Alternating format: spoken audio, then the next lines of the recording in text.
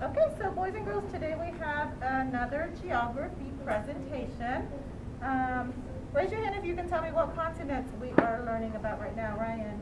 Asia. Asia, that's right. And what country have we already learned about in Asia? Say Egypt. Egypt.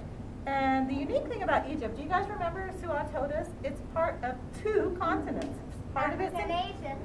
Part of it's in Asia and part of it's in Africa. Africa. Okay. Most of it's So in today we're going to learn about a new country in Asia. And just a reminder, Asia is the yellow continent on the globe. That's what we're talking about, okay? Continents of Asia. And today we're going to learn about the country of South Korea. Okay? Which is green. Ryan, I'm going to ask you to let me do the presentation. Can you scoot back, please? Thank you. All right. This is South Korea. Now, the interesting thing is when you do the flag, it's actually purple. So what I've been told is this is an old puzzle map. On the new one, they made it purple, but it's still South Korea. So, in case you wonder about that, that's why. So, since I'm holding the flag, let's talk about the flag first. This is the flag of South Korea. This symbol is called a yin-yang symbol. The blue represents yin and the red represents yang. It's a symbol that represents balance. That's basically what it's about. Okay? And I'll tell you about these bars too. They also balance each other. Some of the bars are a solid line and some of the bars are broken. So the bars represent heaven and earth that balance each other, and water and fire that balance each other. And the white represents peace. Okay? So it's all about balance. So that's the Korean. Okay? And make sure I said yep. So the red was the yang and the blue was the yin. So I'm going to tell you just a few facts about South Korea. We know that it's in Asia, right? And so the biggest city in South Korea is called Seoul. Kind of like you say it like the sole of your foot. It's spelled a little bit differently, S-E-O-U-L, but it's pronounced Seoul. They actually had the Olympics there in 1988. You guys were not born then. That's when I was a senior in high school. But they had the Olympics there. It's a really big city. If you can kind of see from this picture, it's a very cosmopolitan looking city. So, I'm not going to share all of these facts with you, but I'm just going to tell you some of the most interesting ones. There are 51 million people who live in South Korea. And most of them live in Seoul. It's the capital of South Korea. It's also the biggest city in South Korea. One interesting thing about the country of South Korea, guess what? It's smaller than the state of Ohio. It's not a really big country. It's a pretty small country. It's smaller than the entire state of Ohio. Pretty small. Their national symbol, they have an emblem, which is this yin-yang symbol on top of their national flower, which is similar to a rose. It's called mugonghwa. And I'll show you a picture of that. It's kind of small, but you can see the yin-yang symbol on this yellow rose-like flower. That's their emblem. And the Siberian tiger is their national animal. And they have a president in South Korea, just like we have a president in the United States. Okay? And one other thing about South Korea, they have lots of mountains there. About 70% of the country is mountains. If you look at this city here, you can see the mountain in the background. And you can look at it closer later if you can't see it from here, but they have lots of mountains there. The highest one is called Halasan. Nam Mountain is the mountain that overlooks Seoul. Okay. And some other, just like our country, they have rivers there, they have lakes there, lots of beautiful trees. There's even a palace in the water here. You see that? Very pretty. Yeah. there's a palace in the water. They have islands and they have beaches. So families go there on vacation. They can hike, they can swim, they can hang out on the beach and have lots of fun. So they have beautiful beaches there. Here's a picture of one of the beaches.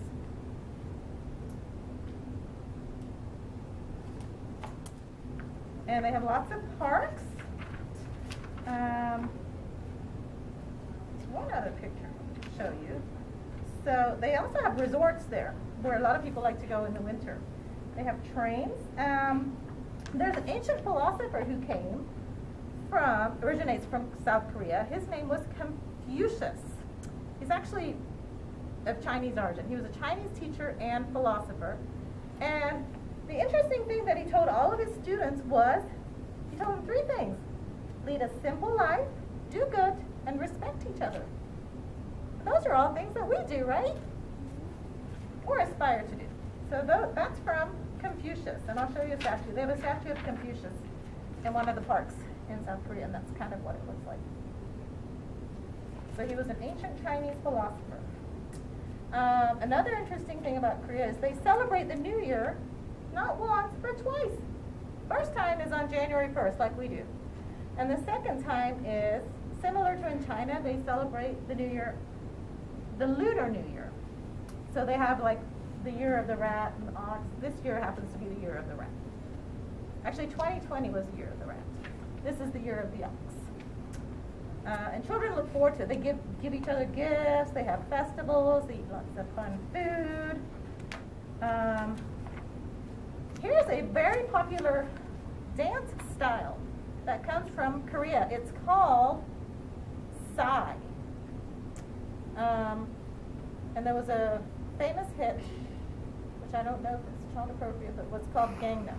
But that comes from Seoul. So these guys are doing that popular dance. It's called K-pop. K-pop is the Korean pop, what Korean pop music is called. And of course we can't miss talking about the food. But before I talk about the food, I wanted to tell you about the Korean alphabet. How many letters are in the English alphabet? Who knows? 26. 26. They have 24 letters. And guess what? Their language does not have any articles.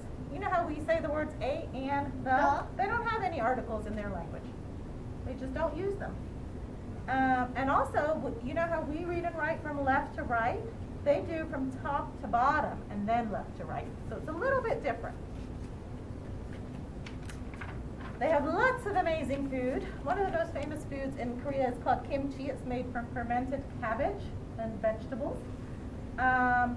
They also eat something, let me see if I can pronounce it correctly, called bibimbap, which is basically noodles and rice and vegetables. If you've ever been to Bibimbap, that is I eat from the Korea. They made that based on this Korean dish, which is bibimbap. But they called their restaurant Bibimbap, but it's similar to Korean food. They have noodles and rice. It's kind of like Chipotle, but it's Korean. So if you ever get the chance to try that, that's very similar to Korean food. They have lots of tasty stir fries too. Here's one of them. This is kind of like what a noodle bowl at Bibimbap looks like. Can you guys see that? Yeah, I'm showing you the food, but this is a leopard. That's one of the animals that you might see in Korea. So those are some facts about, I'll answer your questions in a little bit, Ryan, okay? I also wanted to show you, there's a student in our morning class named Nathan. You guys may know Nathan. And his family is from Korea, and he brought in some things to share. He wore some special clothes on his first birthday that he brought in for you to see. This is the pouch that goes with the outfit. This is the vest that he wore. This is traditionally worn on your first birthday with a hood. So here's the beautiful hood. Look at the beautiful gold embroidery. So that's an outfit that he wore on his first birthday that his mom sent in for us to take a look at. So if you look at this picture, you can kind of see how the little boy is wearing the hood. And that's how they celebrate a boy's first birthday. Something else that he bought in for us to look at is Korean money. It's called won. It's spelled won, W-O-N. So this is money from Korea. And he also bought a workbook with some Korean symbols so you can see what the alphabet looks like. Okay? So if you wanted to take a look at that, we can look at that later. And then he bought some magnets that represent Korean dancers and their performing arts. And this is kind of showing you the types of clothes that they wear when they dance. There was a better picture of that in this book, and you can look at this book also later. I won't read the whole book to you, but I did want to show you a couple of the pictures. There was a better picture of the dancers here. See that? In Korea. And so on the holidays, you might see these people wearing these costumes and having parades. Here's some children doing martial arts. Some of you might do taekwondo or karate. So the children there do things like that too. Here's a family eating lots of delicious Korean food. And there was one of some kids at school that I wanted to show you. Where was that? Here's some children playing. And here's some of the mountains. Remember we said a lot of it is made up of mountains? So that is it. And this flag making work will actually be on the show. So that's South Korea.